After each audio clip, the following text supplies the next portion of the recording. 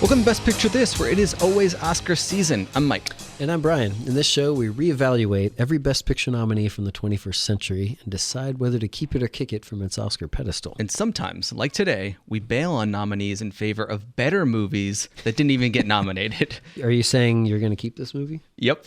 In 2006, the nominees for Best Picture were The Queen, Babel, Little Miss Sunshine, Letters from Iwo Jima, and The Departed. But today, we're going down the rabbit hole to get a better look at another big release from the year. The movie, Pan's Labyrinth. The director, Guillermo del Toro. Here's the trailer.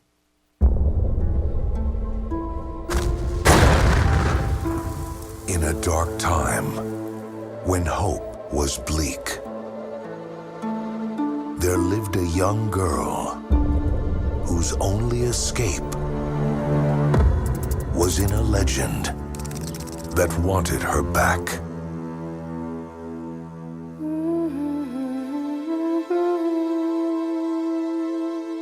The legend speaks of the lost soul of a princess from another world who will one day be reborn. There will be signs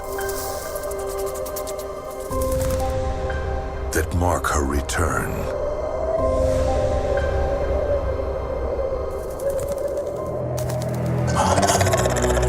There will be secrets that reveal her destiny. There will be a journey that will make you believe.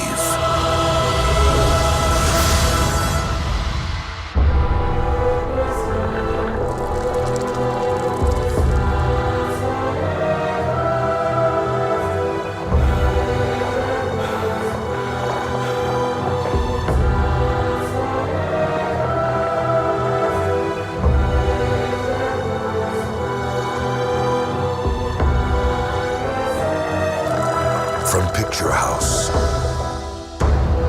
and the imagination of Guillermo del Toro.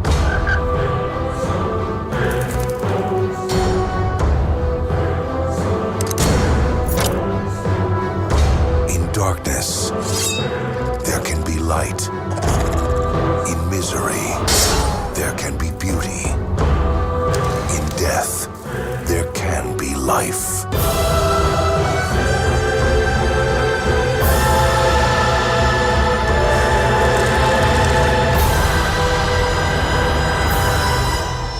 Pan's Labyrinth.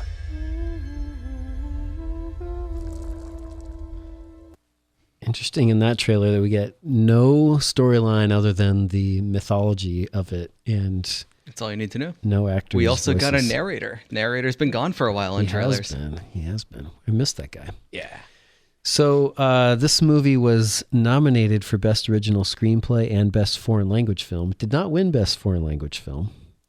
It won Best Art Direction, Cinematography, and Makeup, and it was nominated for Best Original Score. Quite a good That's a haul. slate. Yes. I don't know. I feel like this actually was not a real strong year for cinematography based on what I see, but it's interesting to see, like, what did Guillermo Navarro do for Best Cinematography? It seems like the direction and the makeup are, especially the art direction. That's what I think of with Del Toro. And I'm kind of wondering, like, where the photography kind of fits in with that. I usually think of, like, the angles and the choices of shots and things, the composition. Shadows and colors. I mean, the two worlds are completely distinct. I think that's a big part of it. Yeah. The real world gets sort of that blue, cold, metallic feel to it. The visuals of this movie are certainly standout. The budget was $19 million and it made $83 million. Rotten Tomatoes gave this movie a 95%. Well, then it's got to be And good. you'd think that was good, but Metacritic gave it a 98, which is usually where usually goes down from Rotten Tomatoes. So people weren't just giving this 2.5 out of 4. They're giving it like 4 out of 4 on average. So that's pretty incredible. It was Metacritic's best reviewed film of the 2000s decade. Wow. At Cannes, it received a 22-minute standing ovation. Whenever I hear this, who is clapping for 22 minutes? It's sort of like it's enough already. It's overkill. Sit down. We get the point after 3 minutes. We get the point. You're one of those like, okay, your daughter is just singing and everyone's standing up, and you're kind of like, okay, I'll stand. That's up an obligatory clap. I'll right stand there. up too. Fine. No, The really, last you one nailed it right there. The last one to join the standing ovation. That's you. In Spanish, the original title, a whole thing is in subtitles. It's El Laberinto del Fauno, which is the labyrinth of the faun, not of Pan. So that's kind of interesting. He was actually clear that this is not supposed to be Pan. It's just a faun. Coming up in the show, we'll ask each other 3 questions. We'll talk some trivia, and then we will reveal, would you put this into the top 5, even though the Oscars did not? Mm-hmm. Or in other words, keep it or kick it. Keep it or kick it. So my question to you, Brian, the movie is about storytelling and more specifically myths and legends. We see this not only with Ophelia, the little girl main character who spends kind of half of the movie in Wonderland, essentially, but also with the captain carrying around his father's watch, which he is said to have smashed at the minute of his death. As a reminder to his son, when he died. So my question to you is: storytelling framed as a positive or a negative force in the world of Pan's Labyrinth? Good question. I mean, I think that one of the questions we ask is she escaping through her stories, which is usually what you get from movies about storytelling are usually has something to do with escape. And I think that what's really fascinating about this is that her stories are kind of horrifying. I mean, she's going in to see this faun that is this monster made of, like, I saw it described as made of tree bark and, other things. And you never really know, is this guy kind of evil? Because that's how the actor plays him. Exactly. He's just on the line of maybe this is just how a magical, mythical faun acts, or maybe this guy's got ulterior motives. You never really know. Exactly. So I think it's complex what he sees as stories, and I think sometimes you'll have a writer who is trying to. There's some writers who are praising the escape value of fiction, for lack of a better word, and others are saying, okay, we appreciate the escape value, but I'm not going to let you stay out there in escape world. There's a real world here that I'm going to drag you back into it. And I think Del Toro's doing that. Yeah, he definitely rides the line between the two for sure. Tom Long of Detroit News says that it explores the connection between fantasy and reality with eyes wide open to the dangers of giving either too much credence. That it works on both levels is impressive, that it makes them so clearly one is the stuff of art. And I think that's it, because Ophelia uses this as escape, but the captain uses narratives also for, negative ways to dehumanize the rebels, and kind of riding that line between the two. I think the story about the watch is the most interesting way that he plays with this whole idea, because it sets up this false idol, right? His dad forces himself to be this looming presence over the captain, soon to be captain's life, like this ideal of what bravery and bravado and honor looks like. It's supposed to give his death meaning in a way, but also it's supposed to be something for the son to live up to, and it's impossible to live up to. He's kind of haunted by the story. Yeah. At the same time that he's, it's his mythology, but he's haunted by it, which is kind of what a lot of the other mythology in the story does. Yeah, and it's kind of giving this kind of unhealthy way of seeing the world, passing it down, making it physical. And we see that with the captain character, who tries to do the same thing with his son. And I don't know what we're doing with spoilers now. If we want to be okay with spoilers. 2006, I think we have to be okay with spoilers. But you should check out Pan's Labyrinth. Pause, go watch. Okay, now that you're back, now that you watched it. So he comes full circle, because he wants to smash the watch and then say, okay, give this to my son so he knows. And before he's killed, the rebels basically say your son's not even going to know your name, kind of breaking that generational curse in a way. And I just think it's really interesting that storytelling could be both a curse and also this blessing to Ophelia to sort of escape for a good reason, reason that we understand. So my question is kind of related. The movie is set in 1944, 5 years after the Spanish Civil War, but yet it's also a fantasy story. Yep. So why does Del Toro combine fantasy with a super specific historical setting? Maybe that's just another way to ground the reality here, because this movie is so much about contrasts. So to give one side of the story historical weight, now we have to take it seriously as a real living thing, something that happened and that had horrible implications. And then on the other side of it, we have this fantasy realm where anything can happen. And so them talking to each other, I think, is what matters here. Yeah, there's like a horror, but it also is, there's real life horror. Like this captain is like a psychopath, basically. Del Toro said that he considered the story to be a parable. Okay. And he didn't, I didn't see where he explained what everything stood for, but I thought that was an interesting way to describe it. Not just, there's stories but a parable is not to escape. Yeah. He said it was influenced by fairy tales, obviously, but question 2. Let's talk about horror, because I got to talk about horror. Is this a horror movie? Let's get into it. So I would not call Pan's Labyrinth a true horror movie, for whatever that means. Fake horror movie. Because it's not, a lot of people, they'll think of a horror movie as just sort of set pieces that are meant to scare us, and the plot is almost a device just to get us from one set piece to the next. This is not that.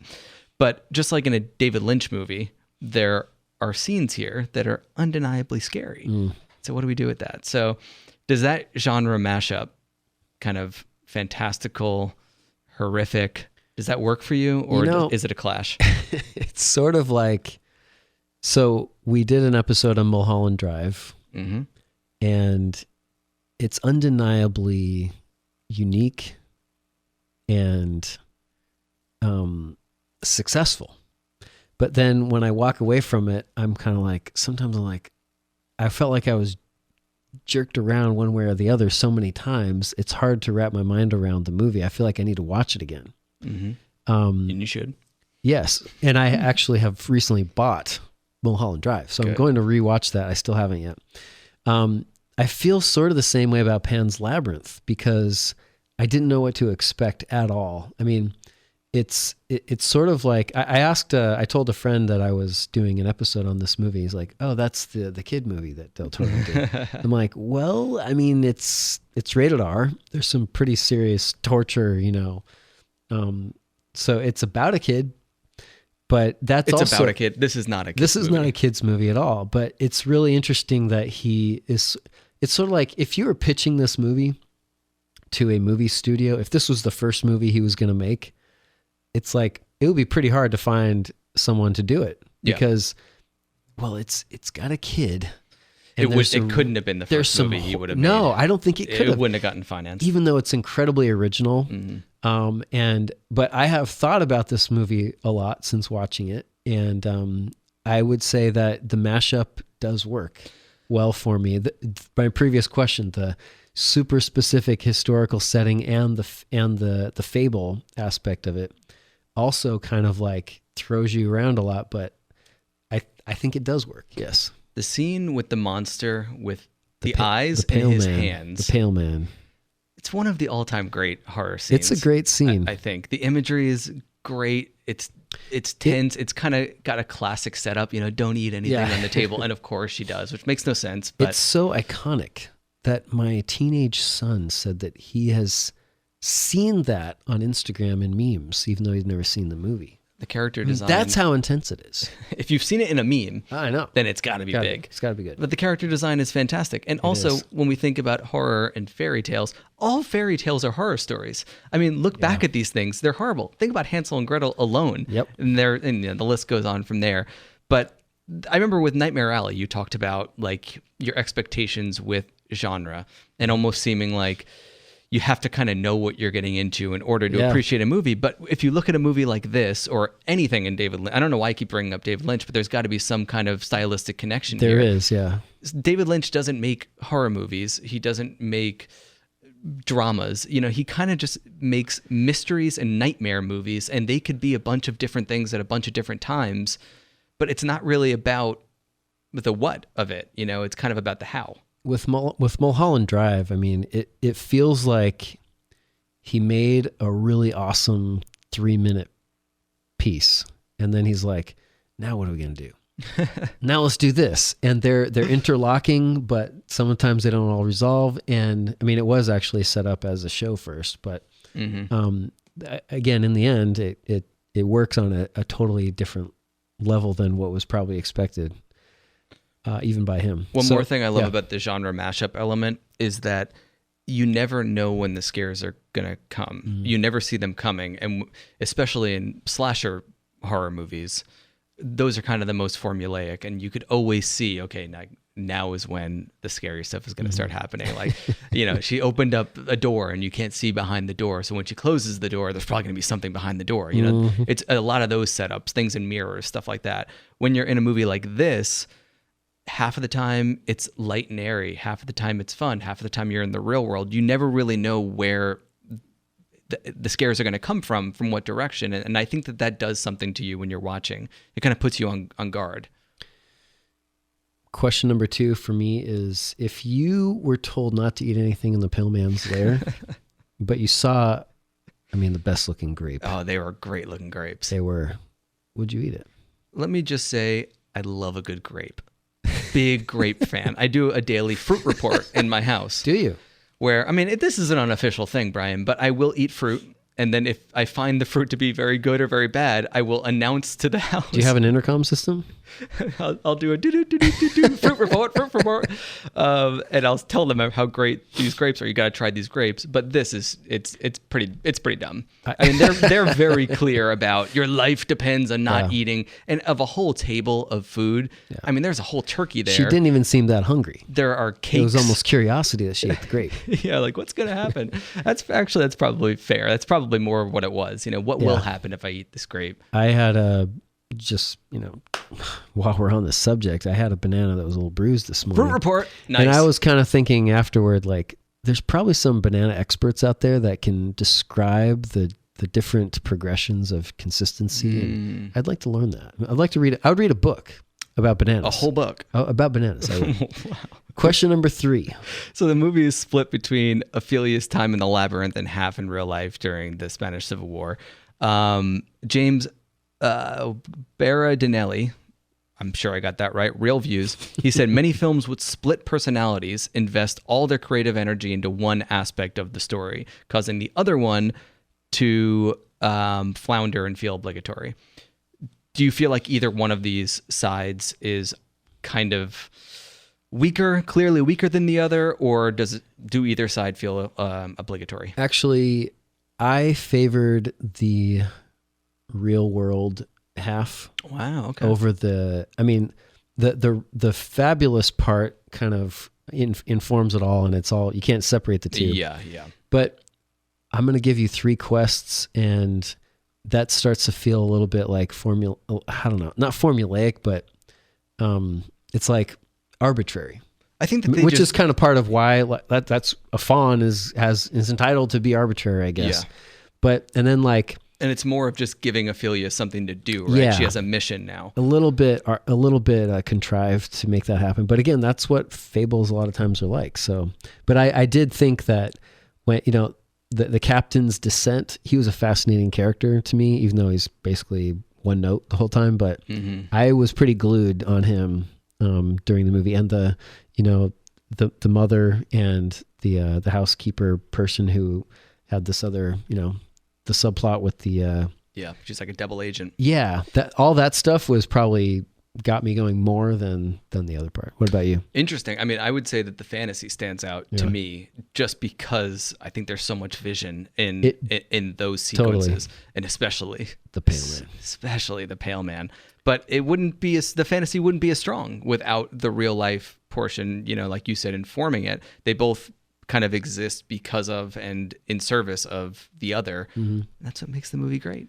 So my 3rd question to you is, you have to answer yes or no on this. Okay, got it? You can't waffle. Oh, I definitely won't waffle. You can't waffle. No, I won't.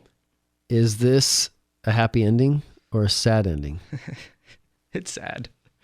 She reigns in splendor for hundreds of years. How's that sad? Sure. I mean, if you buy what's happening here, Do you not buy it? No, I don't. Why not?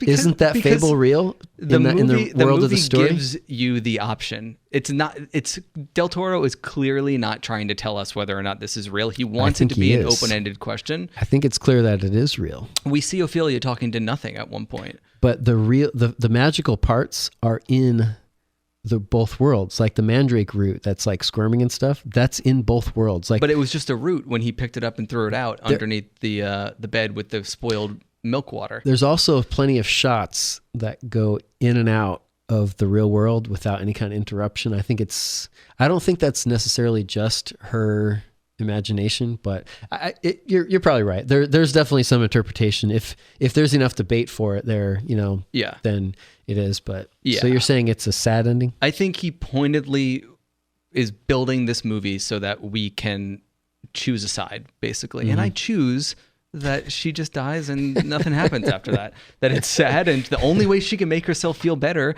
is to escape into this fantasy where she's a princess. But I guess I'm a cynic. You are a very cynical person. Cynical. There's these categories.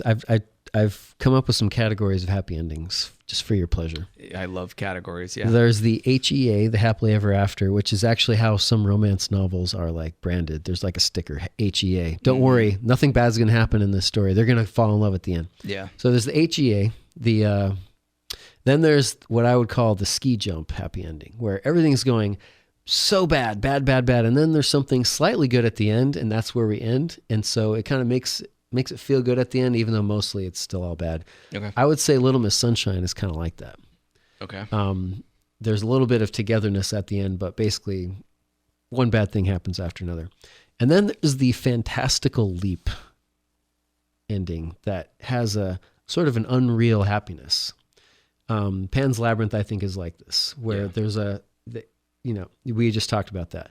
Not Neverland. Finding Neverland sort of is like that. Mm-hmm. Gladiator, he dies, but yet then he's like in heaven with his family. So there's like a little bit of a unreal happy ending, a fantastical leap. And the other really interesting one to me is Lincoln. So in Lincoln, he dies, but the last scene is not like of him at the grave. Yeah. It's of him giving his triumphant speech, a flashback. So that's sort of like another sort of in the same category. I'm still working on it, but that's my theory of the three types of happy endings. Well, you like categories. I do. You like people, I love actors categories. Losing and gaining weight, and you like categories. I loved losing and gaining weight. And apparently you liked sort of strict definitions of genre, but Horror. I think that you're bending on that. I don't know. Because this is not a strictly anything. But you're I know. open to it. So yes, I am. So you're bending. I want it to be. I want a successful movie, and you have to acknowledge the genre. So a little bit of trivia: Ivana Baquero, she was Ophelia. She was 10 years old. The screenplay was supposed to be an 8-year-old. Del Toro watched her though and said, "I loved her first reading. My wife was crying, and the camera woman was crying after her reading, and I knew Ivana was the best actress." So he had to go in and change the screenplay to adjust for, a 10-year-old versus an 8-year-old. I don't know how much more he had to adjust, but apparently that was a knock your socks off audition. I will say that I'm usually very low on child actors, Indeed. but I think that she's good. They're usually awful. Yeah. Let's see here. Serbi Lopez, who played the captain, was considered a comedic actor. And then Del Toro saw something in him and said, "You're going to be like a really bad guy." Wow. I thought that was kind of interesting. Yeah. I'd never heard of him before this, but so Doug Jones is the actor who plays both the Faun and the Pale Man. And the special effects are so cool. There's a video that I watched of this where, he's wearing this like the Pale Man is wearing this like saggy, gross looking, body costume on top of a green spandex suit. Okay. So it's green screen technology. They fade out his real legs and they have these weird, looking sloppy legs. You're talking about the Faun? No, I'm talking both of them actually. The Faun and the Pale Man. Because the Faun has those. The Faun has the backwards legs. Yeah. He just has like regular legs, but the knee going the backward knee back down to the foot, you know, that's like his knee is a green screen, essentially. He's wearing like this big green sock or a big green sleeve. So some of the special effects are pretty cool, but Doug Jones was both Fawn and Pale Man. And apparently that was supposed to suggest that the Pale Man is possibly the Fawn in another form. I don't know whose theory that is, but 5 hours sitting in the chair for makeup. The Fawn was mostly latex foam. I love the idea of how long someone's in the chair to look old or something. Listen, I do too, because I would much rather have practical effects and makeup than full CGI. If this was a full CGI character, especially the what do you keep calling him, the Pale Man? The Pale Man that's what they call him in all the articles I saw. If he was CGI completely, it'd be terrible. It would not be scary. I didn't really love the walking stick bug because of that. The fairies didn't really work as well for me, but most of the other stuff did really well. So Del Toro gave direction to Doug Jones when he's acting as the Fawn. He said, "Go rock star, like a glam rocker. Less David Bowie, more Mick Jagger." Does that make sense? More Mick Jagger, less David Bowie? I guess so. David Bowie's a little smoother. Keep it or kick it? Oh, this is a big keep for me. The only question is, since we did Nightmare Alley recently, where do you rank these two? Which do you like better? I actually thought quite a bit about that.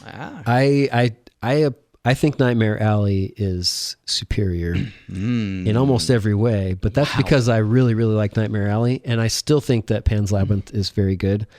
And it's definitely a top 10, and it's probably in my top 5. But I'm not going to commit yet. Interesting. Probably top 5, though. Yeah, this is above Nightmare Alley decisively for me. Yeah. It's totally incorrect. It's a little hard to relate to the 10-year-old who sees fairies. Like, her emotions were harder for me to, like, ride along with than I kind of wished.